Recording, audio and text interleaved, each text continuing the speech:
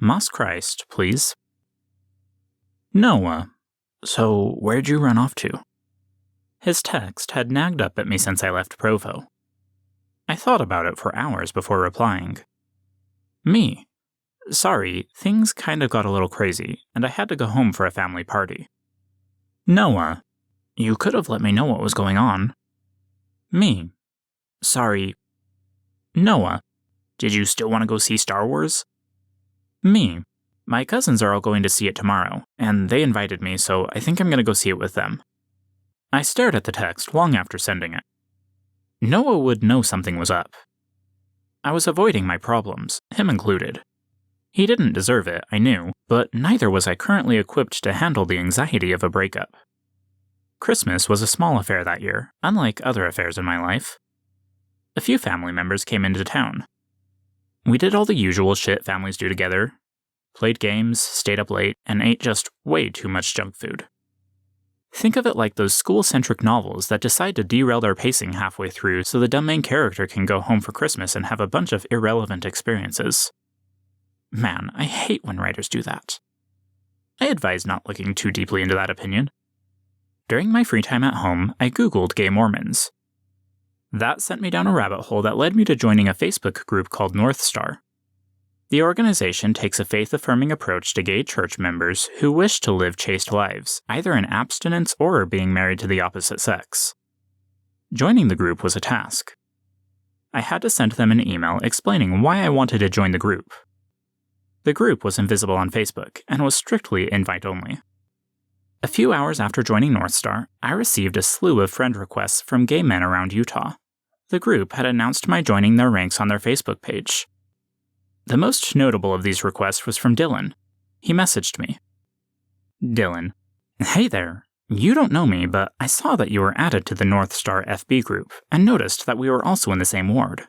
We don't know each other, but if you need someone to talk to, I'm always happy to help. I hope your break's going well. Me. Huh. Crazy.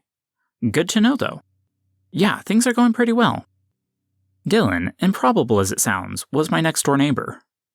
He had never been active in the ward, so we had never met before my joining North Star. We became friends, and he never tried to be anything more, which is exactly what I needed.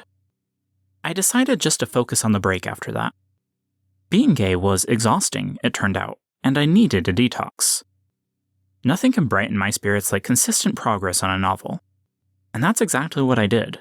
I lost myself in writing, family, and the holidays. For now, I just wanted a break from my stupidity. I'm probably supposed to use a lot of flowery language here to make the holidays sound more interesting than they were. That's a lot of pressure, but here goes, my best writing. We had Christmas. It was fun. Damn, someone give me a medal. Or at least a participation trophy for doing literature. And just like that, the break was over, and anxiety came back for me. I would soon have to return to school. Winter break had been a moment's respite from a life careening out of control, an instance of normalcy, and my existence changed forever by thoughtless choices. Noah texted a week before the break ended. Noah, do you want to celebrate New Year's together? Me, sure. Noah, cool. When do you think you'll be back down in Provo?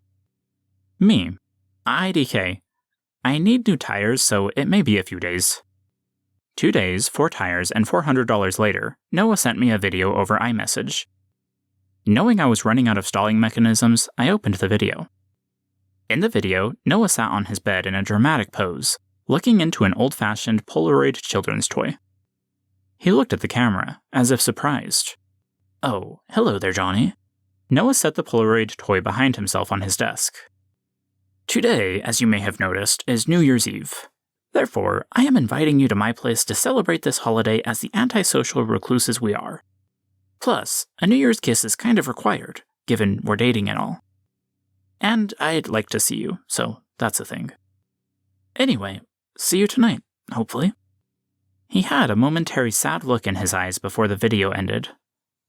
My screen went blank. As much as I knew what needed to happen, I had no idea how to break up with Noah after something like that. Me. That was adorable. My car's all done, so I'll be down in a few hours. I left home telling Mom I planned to celebrate the holiday with friends. Noah's apartment was an hour's drive from Mom's. I had intended to break up with him when I got back from the break, but I put the issue off when he sent the video. Noah did not mention that I had skipped town without telling him. He never mentioned Star Wars or any of our other plans. We both pretended that everything was fine. Instead, we celebrated New Year's alone in his apartment. "I got you something," Noah said, sitting me down on his couch. Dread pooled in my stomach over this disclosure. Noah pulled out a bag brimming with tissue paper from beside the couch and offered it to me. "Oh, no," I said, wanting to cry. "You really shouldn't have done that. I didn't get you anything." Noah tilted his head to the side. He had been sad since I walked in the door, and seemed to be holding back emotion. "It's fine. I wanted to get you something." I took the gift with hesitant fingers. Inside were 2 shirts. "Thanks. But really, you shouldn't have done this." "Try it on," Noah said. "I want to see if I got your size." Later, we watched a movie. Probably some rom-com where the protagonist makes terrible decisions, yet still expects the romantic interest to love them in the end. I hate when writers pull that. Please don't look too far into that. Just please don't. I spent the next day with Noah, and the next. School didn't start for a few more days. I tried to convince myself that everything was fine. Maybe I could get over Easton over time and just be happy with Noah. On the 3rd day, I woke up with Noah early in the morning. Noah smiled at me. Uncomfortable with the eye contact, I looked away. I didn't know what to do. Perhaps telling him my predicament would help. I dragged my eyes up to Noah's face. "We need to talk." We shared a moment of silent communication. Noah asked, "Do we need to break up?" Shock transformed my face. I definitely hadn't planned on going there that fast, but here we were. I was exposed.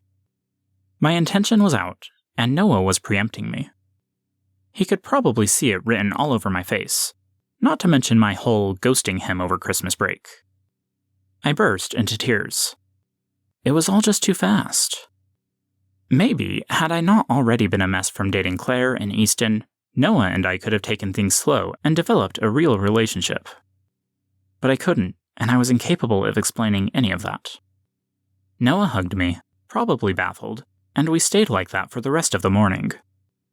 We later went for a conciliatory breakfast at the Cheesecake Factory. I ordered a muffin and orange juice. "I'm sorry," I said across the table from Noah. "I'm just not ready for this." I didn't know how to tell him about Easton. Maybe it wouldn't matter anyway. Easton probably wouldn't want to date me after what happened. Regardless, this was the right step for me. After breakfast, and before I left Noah's apartment, I offered back the shirts he had bought for me. He shook his head. "Keep them." Come afternoon, I drove home, single for the first time in over a month.